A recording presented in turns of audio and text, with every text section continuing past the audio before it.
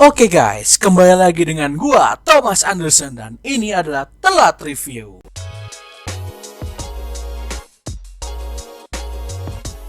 Oke guys, apakah kalian sudah melihat Mushoku Tensei episode 8? Jika sudah, kalian pasti menyadari 3 karakter ini. Tahukah kalian siapa mereka? Dan apa peran mereka di cerita Mushoku Tensei? Dan apa hubungan mereka dengan Rudy? Nah, gue bakal bahas singkat mengenai mereka bertiga. Dari apa impact mereka ke cerita, sampai hubungan mereka dengan Rudy. Sebelum gue mulai, jangan lupa subscribe dan like jika kalian menyukai video yang gue bawakan. Dan agar gue lebih semangat untuk buat video selanjutnya. Video ini akan mengandung spoiler. Jadi, buat kalian yang gak mau kena spoiler, harap subscribe dan like sebelum menutup tab. Nah, pertama, gue kasih tahu dulu profil singkat mereka bertiga. Pertama adalah Orsted. Dia adalah ras naga yang dimakotai gelar Dragon Guard ke-100. Kedua adalah Perigeus Dola.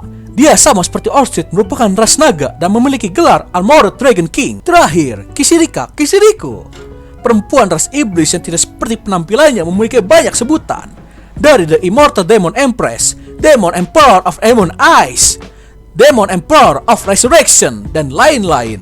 3 orang di atas, seperti yang kalian tebak, akan memasuki cerita dan tentu saja memiliki impact yang besar dalam pengembangan cerita di Mushoku Tensei dan juga karakter development dari Rudius. Nah, gue bakal bahas Kisirika dulu.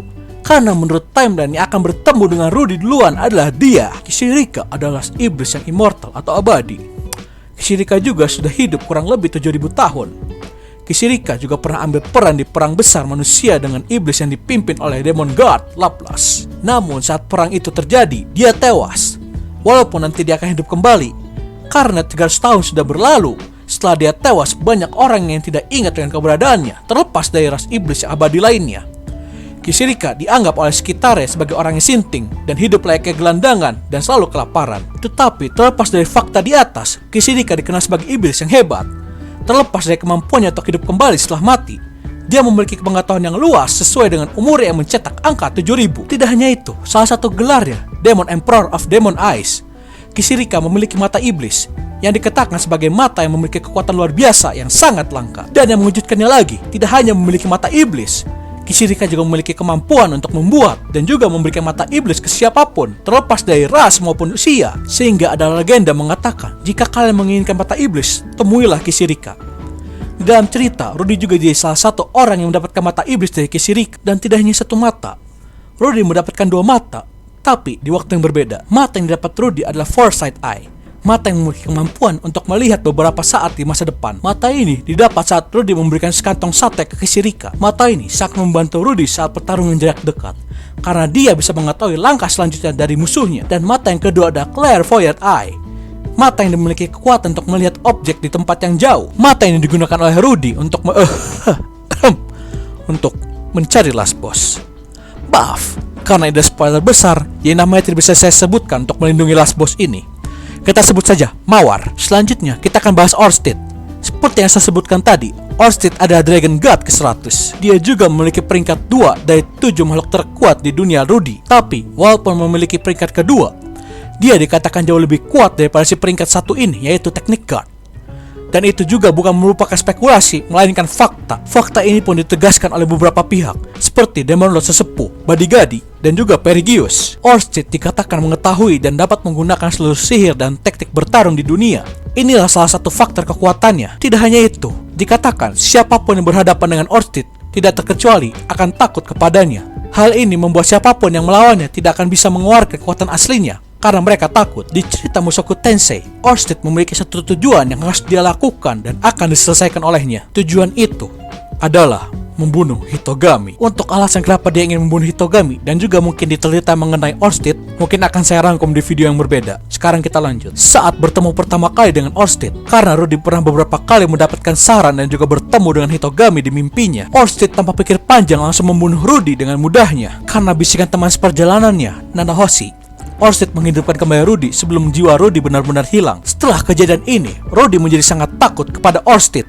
Bahkan jika mendengar namanya, Rudy langsung gemetaran. Rasa takut inilah yang membuat Rudy menjadi hati-hati dan cari aman, guna menghindari pertemuan dengan Orsted lagi, dan juga pertemuan dengan 6 orang terkuat lainnya. Tapi nanti Rudy akan menundukkan kepalanya kepada Orsted. dan juga mengkhianati Hitogami. Untuk kenapa Rudy berpindah haluan ke Orsted akan saya jelaskan di video terpisah, dan nanti kesetiaan Rudy ke Orsted akan berlanjut hingga akhir cerita. Selanjutnya kita akan bahas Perugius. Perugius adalah ras naga yang sebelumnya ikut serta dalam perang besar manusia dengan iblis ribuan tahun yang lalu. Dia berada di pihak manusia dan menjadi salah satu pahlawan yang berhasil mengalahkan pemimpin ras iblis, yaitu Demon God Laplace. Karena tahu suatu hari nanti Laplace akan bangkit lagi, Perugius memutuskan untuk menunggu kebangkitan Laplace untuk sekali lagi mengalahkannya. Perugius adalah sosok yang melegenda dan disegani di dunia Rudy. Bahkan semua negara menempatkan prioritas mereka ke Perugius.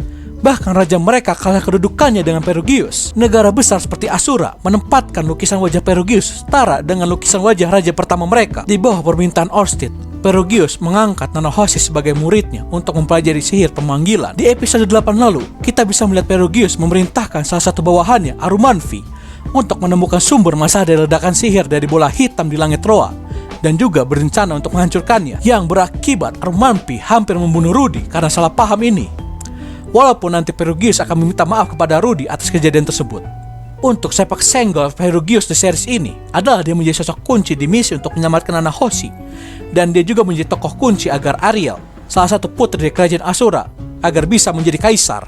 Perugius memandang Rudy sebagai seorang pengecut dan memandang rendah diri Rudy. Tapi pandangan ini berubah karena Perugius terkesan dengan tekad Rudy untuk melawan Orsted sendiri, hal yang dikatakan oleh Perugius sebagai tindakan bunuh diri. Perugius bahkan bersedia menamakan anak dari Rudy dan Sylvie jika mereka memiliki anak lelaki sebagai tanda kedekatan. Tapi posisi Perugius di cerita Mushoku Tensei hanya sebatas sebagai observer atau pengamat, karena dia tidak suka mencampuri masalah orang lain, kecuali jika hal tersebut berhubungan dengan Laplace atau egonya. Jadi dia jarang atau sama sekali tidak pernah memberikan bantuan langsung di petualangan Rudy, dan jika diminta, dalam banyak kasus dia akan menolak.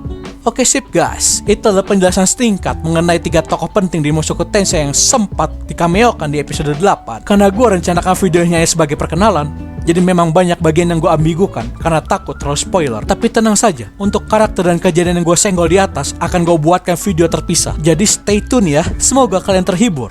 Tolong klik tombol like dan jangan lupa subscribe bagi kalian yang belum. Gue Thomas Anderson, mohon undur diri. Bye bye.